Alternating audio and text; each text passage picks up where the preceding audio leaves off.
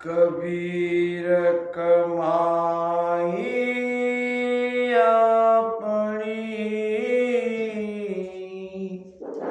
कबहु न निष्फल जाए। सात समुद्र आड़ा फिरे मिले अगाड़ी आए, मिले अगाड़ी आए। कबीर कमाई अपनी। महापुरुष फरमा रहे हैं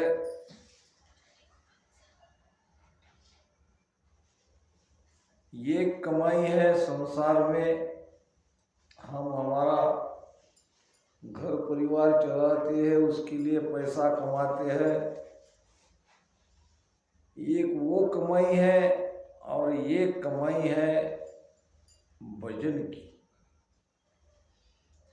ये जो धन कमाते हैं, धन का संचय करते हैं, इससे हमें भौतिक सुख मिलेगा।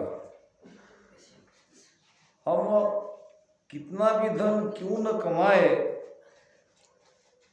एक पाई भी यहाँ की वहाँ नहीं ले जा सकते। तो धन कौन सा कमाना चाहिए जो हमें आगे भी काम आए? वो है भजन की कमाई। कबीर कमाई आपनी कबूहन निष्फल जाए। ये कमाई कभी निष्फल नहीं जाएगी।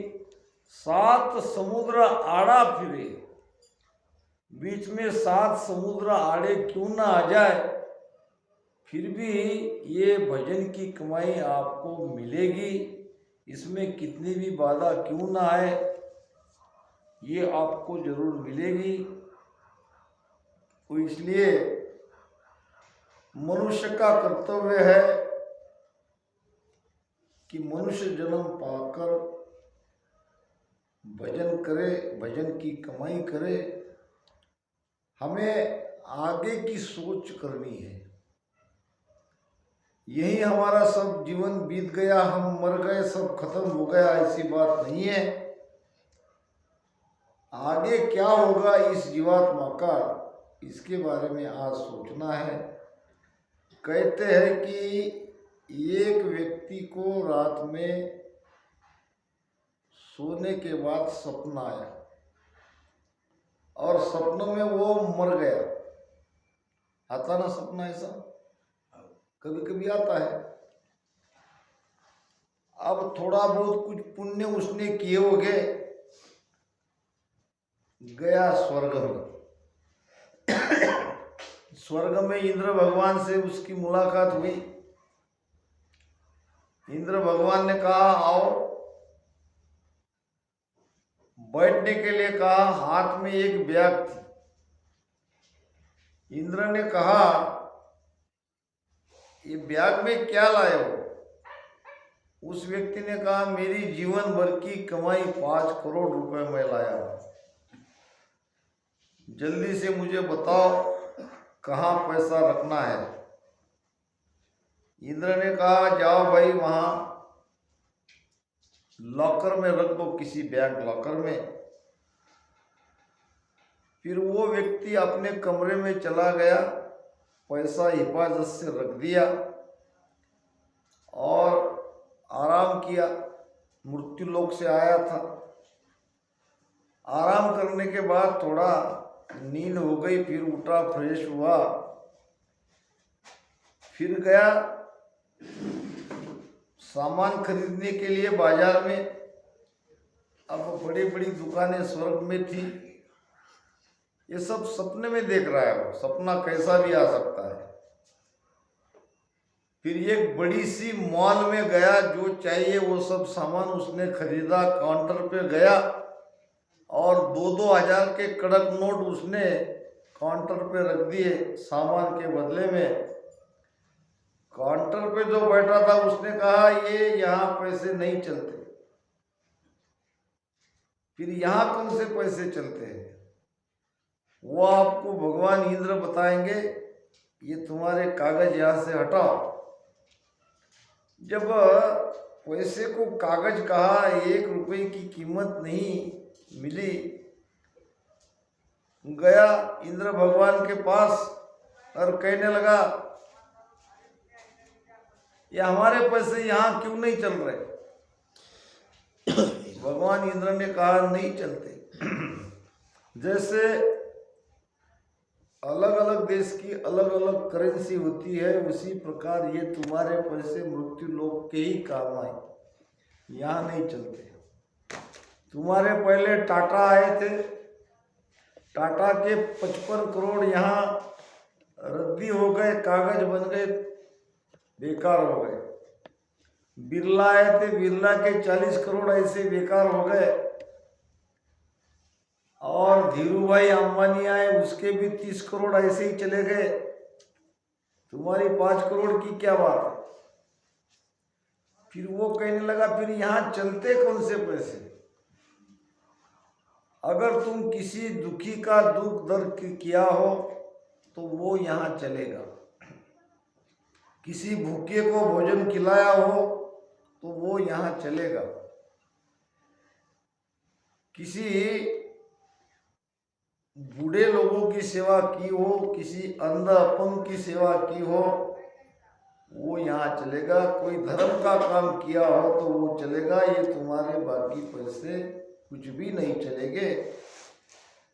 तो कहने का भाव, अगर हम यहाँ अच्छे कर्म करते हैं, पुण्य कमाते हैं कि स्वर्ग में हमें उसका लाभ मिलता है, यानी यहाँ की हुई कमाई स्वर्ग में मिलती है। और यहाँ अगर हम पाप करते हैं तो नरक में वो पाप को भोगना पड़ता है। तो ये जो पाप पुण्य की कमाई है ये स्वर्ग नरक तक है। मगर ये तो राम नाम सुमिरन कोई करेगा उसके बारे में कह रहे हैं। कबीर कमाई आगली कबून निष्फल जाए, 7 समुद्र आड़ा फिरे मिले अगाड़ी आए। तो भजन करो, थोड़ा सा भी भजन तुम करते हो तो उसका बहुत बड़ा लाभ है। भजन के बारे में ये कथा आपको सुना दूं, फिर विषय पे चलेंगे। इसी गांव में एक लड़का था जो बुरा ही बुरा काम करता था। जिंदगी भर उसने एक भी काम अच्छे नहीं किए। माता पिता उससे तंग आ गए। अब गांव में कोई एक साधु आए और माता पिता ने कहा हमारे बच्चे से हम बहुत परेशान हैं, बुरा काम करता है, इसको सुधारो। इसको सुधारने के लिए हम तुम्हारे पास रखते हैं। साधु ने कहा रखो, मुझे क्या है। फिर उसको पूछा क्यों भाई तुम इस साधु के पास रहोगे। उसने कहा हाँ रहता तो हूं, मगर मेरी 2 शर्त है। क्या शर्त है। पहली शर्त है कि मैं जो भी चाहूं, जैसा भी कुछ करूं, वो मुझे करने दिया जाए। संत ने कहा ठीक है करो, तुम्हारी मर्जी। अब दूसरी शर्त बताओ, मुझे राम नाम भजन करने के लिए नहीं कहना, और सब मैं सह लूंगा, मगर मुझे तुम राम नाम भजन करो ये कभी नहीं कहना। कहने लगे ठीक है, तुम्हारी दूसरी शर्त भी मंजूर। फिर लड़का कहने लगा मैं खुशी से तुम्हारे पास रहता हूँ। वो संत उस लड़के को लेके चले गए आश्रम में। अब वहाँ सारी सुविधा थी खान पान की। अपने मन से जो चाहे वो लड़का कर रहा था। संत कभी उसे राम नाम भजन के लिए नहीं कह रहे थे। महीनों बीत गए, सालों बीत गए। अब दोनों में अच्छी जान पहचान हो गई। अब वहाँ की कुछ सेवा भी वो करने लगा। एक दिन किसी गांव में दोनों पैदल जा रहे थे तो संत ने कहा, बेटा मेरी एक बात मानोगे? उसने कहा, हाँ गुरुदेव मानूंगा, कहो। एक बार तुम राम कह दो। मैंने तो आपको पहले ही कहा था कि मुझे राम कहने के लिए मत कहना, कभी नहीं कहूंगा, केवल एक बार कहो। ठीक है, आप कहते हो तो मैं एक बार राम कह देता हूं। पेड़ के पास खड़ा रहा, कहा राम। इधर संत ने कहा, बन गया तुम्हारा काम। अब उसने बुलाया, देखो आप तुमने एक बार राम नाम लिया है, कोई अगर तुम्हें कहे कि भाई ये राम नाम के बदले में तुम क्या चाहते हो वो ले लो और ये राम नाम लेने का जो फल है वो दे दो, तो देना नहीं। ऐसा कह के संत ने उनको जाके उनके माता पिता के पास लड़के को छोड़ दिया, कहा कि तुम्हारा लड़का अब सुधर गया है। अब धीरे धीरे वो लड़का घर गृहस्थी में लग गया, बड़ा होगा, शादी भी हुई और कुछ वर्षों बाद उम्र खत्म होने पर मर गया।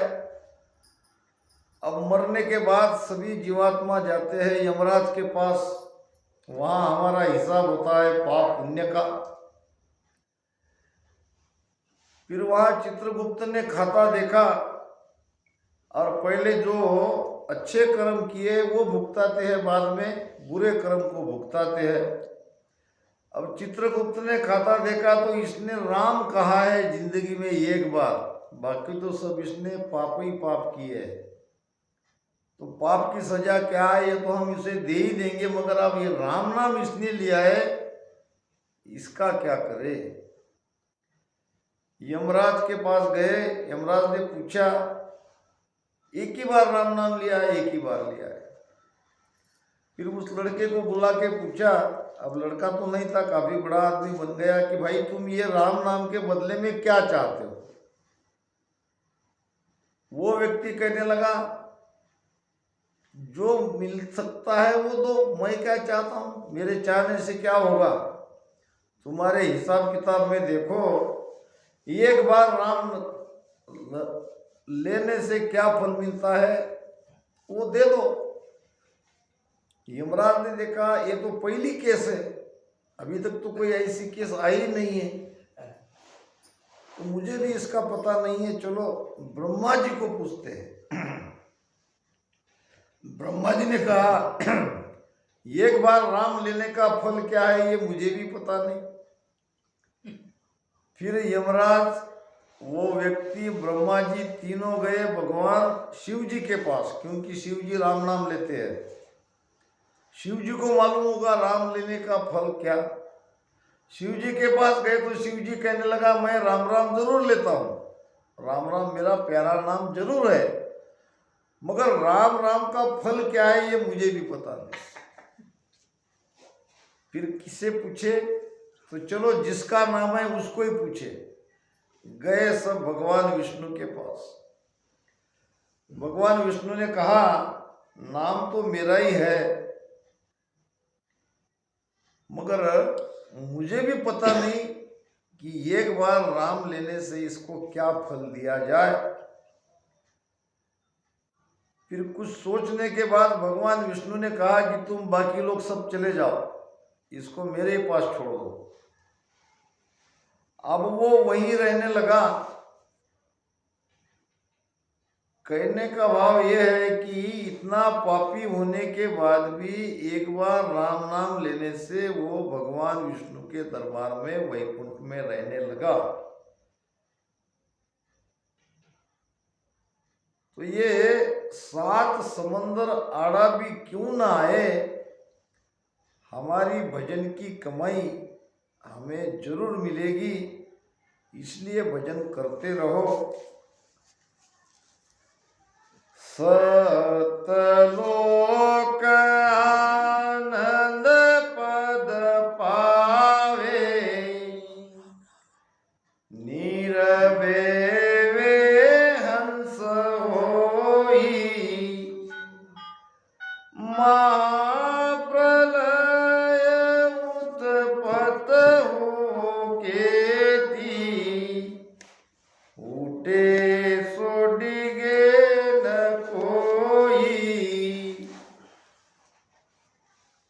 हम जो भजन कर रहे हैं, हम जो भक्ति कर रहे हैं, ये कोई साधारण भक्ति नहीं है। इससे ऊंची कोई और भक्ति नहीं है। ये राम राम भजन करने वाले जिसके घट में निरंतर सत्संग जागता है, ये कहाँ जाते हैं? सत्यलोक आनंद पद पावे। हम सभी सतलोक में जाने वाले हैं। आनंद की प्राप्ति वहां होगी, उसे आनंद लोक भी कहते हैं। निर्भय वे हंस होई, वहां जाके हम निर्भय हो जाते हैं। यहां हम निर्भय नहीं है। यहां काल हमारे सिर पे मंडरा रहा है। मौत कभी भी आ सकती है। एक दिन ये शरीर हमको छोड़ के जाना ही है। मगर उस देश में जाने पर न काल का डर, न मृत्यु का डर। निर्भय वे हंस होई, महाप्रलय उत्पत्त हुओ केती।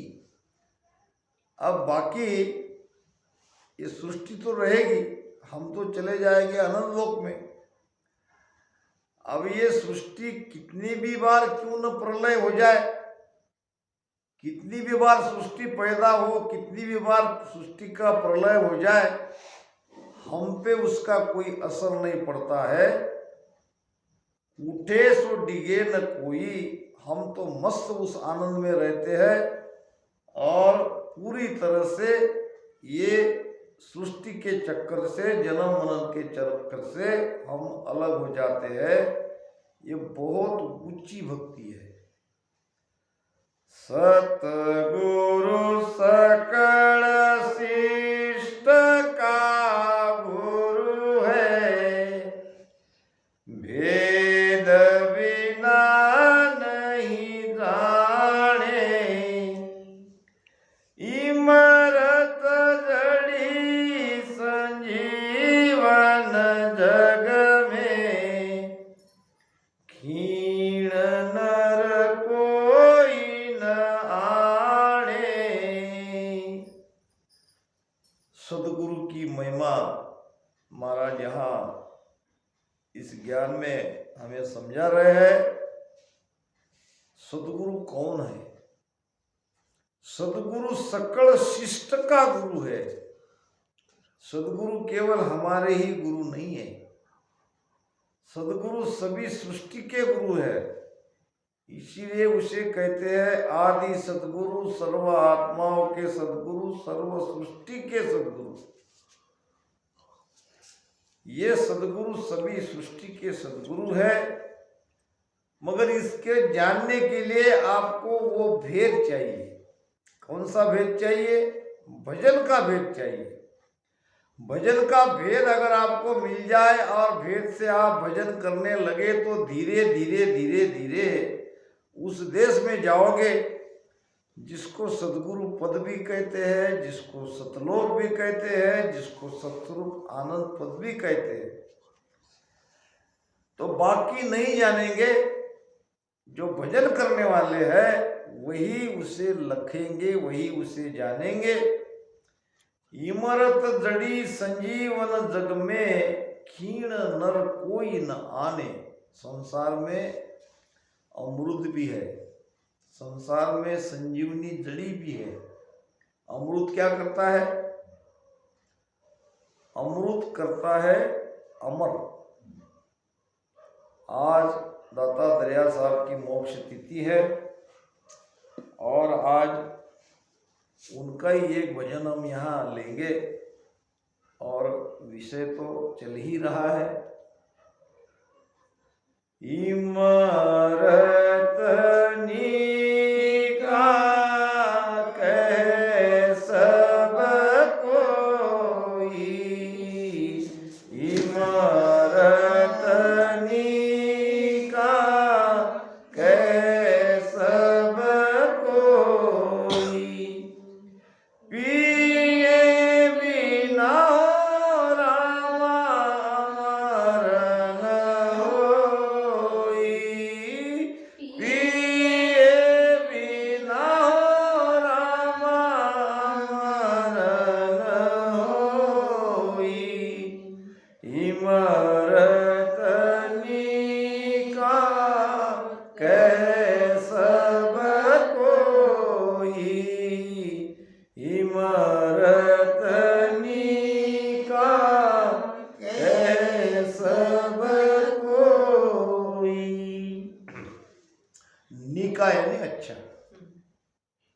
सभी कहते हैं अमृत अच्छा है, अमृत अमर करता है। अमृत के महत्व को सभी जानते हैं, मगर अमृत अमृत करने से अमृत मिलेगा? या अमृत की कितनी भी खोज हम क्यों न करें, क्या आज तक किसी को अमृत मिला? फिर ये क्या केवल कहने की बातें है? जब अमृत शब्द है तो ये अमृत है, तो अमृत को पीना पड़ेगा, तभी होंगे अमर। केवल अमृत अमृत कहने से हम अमर नहीं होंगे। दाता दरिया साहब कह रहे हैं, अमृत नी का कहे सब कोई, और पिए बिना हो रामा अमर न होई। अब देखते हैं अमृत क्या है, अमृत कहाँ कहाँ मिलता है। कोई कहे इमरत बसत पताड़ा,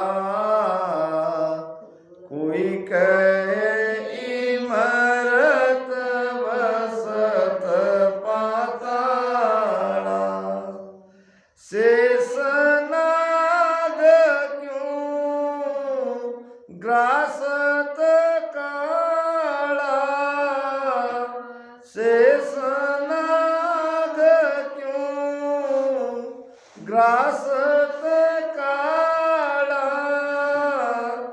अमृत नी का कहे सब कोई, इमरत नी का कहे सब कोई। अब ये राजा भोज का दरबार भरा था। राजा भोज हमारे बंजारा राजा थे, आपको पता नहीं होगा, बहुत न्यायी राजा थे। बादशाह अकबर के जैसा नवरत्न दरबार राजा भोज के भी दरबार में लगा रहता था।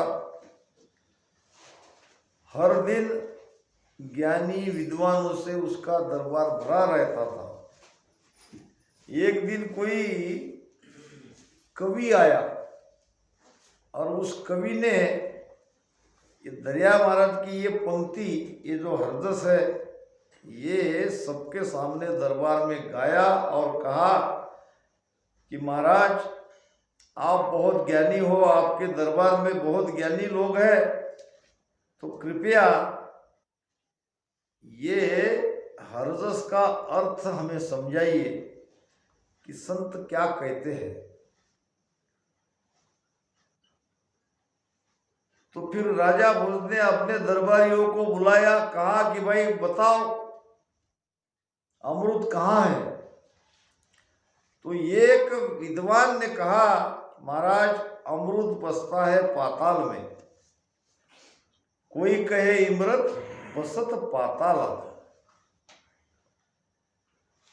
फिर उस विद्वान ने कहा, जिन्होंने वो लाया था ज्ञान, जिसका प्रश्न था, उसने कहा कि क्षमा करे, अगर अमृत पाताल में रहता तो पाताल में तो शेषनाग रहता है, फिर शेषनाग क्यों मरता है?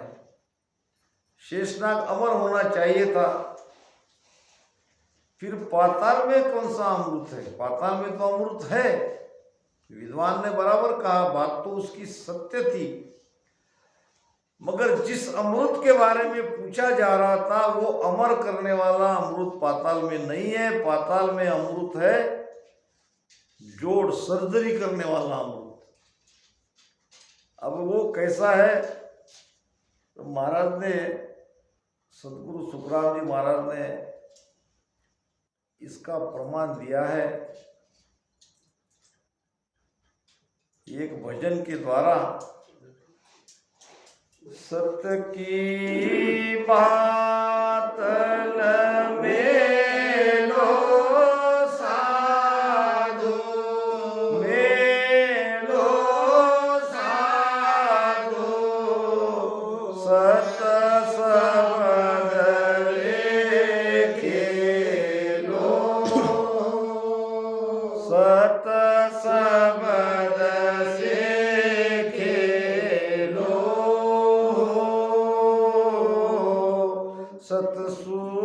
सतसुधरन आकाश जथमिया आकाश जथमिया चांद सूरज रवि तारा हो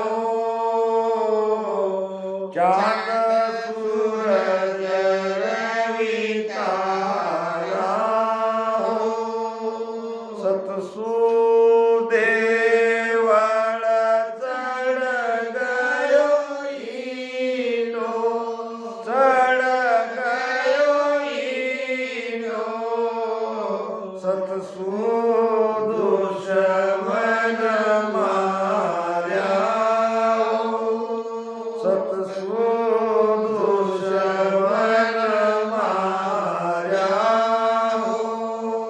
सत की बात मेलो साधु मेलो साधु सत सबद लेखेलो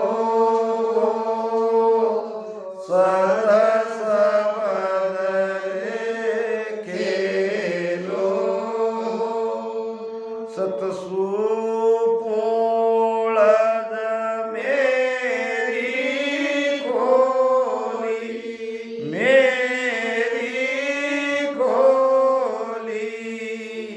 सतसु फौज जीवाई हो सतसु फौज जीवाई हो सतसु शीस मंगायो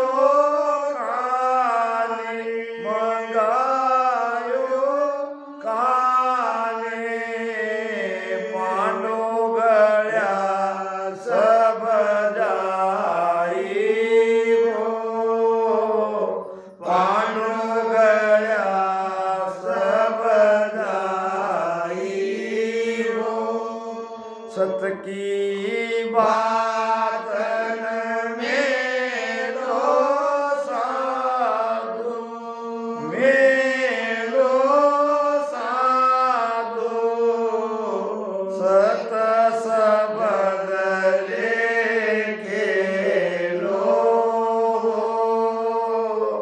सत सबद लेखेलो सतरा क्या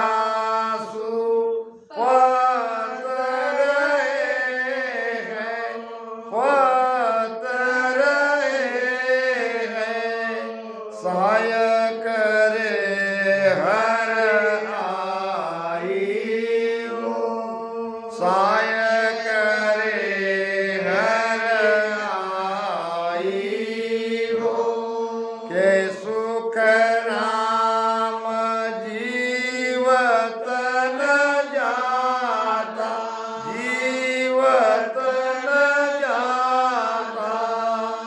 सतरा क्यों उरमाई हो सतरा क्यों उरमाई हो सत की बात मेलो साधु मेलो साधु सत सबद लेखेलो सत सबद लेखेलो जब वो विद्वान ने कहा था कि अमृत महाराज पाताल में है तो पाताल में कौन सा अमृत है इसका प्रमाण सदगुरु सुखराम जी महाराज की वाणी से हमें मिलता है सतसु पोलद मेरी खोली सतसु फौज जीवाई हो सतसु शीस मंगायो काने पांडो गळ्या सब जाई। सत के आधार से मस्तक भगवान कृष्ण ने मंगाया। कान्हे नाम भगवान श्री कृष्ण। अब क्यों मंगाया? कथा आती है महाभारत की। जब कौरवों पे विजय पाकर पांडव हस्तिनापुर के राजा बन गए, तब भगवान कृष्ण को युधिष्ठिर ने पूछा कि हमने हमारे परिवार की हत्या की है। एक तरह से तो हमको हमारे परिवार का ये हत्या करने का पाप हमारे ऊपर लगा है, तो ये पाप से मुक्त होने का कोई उपाय है?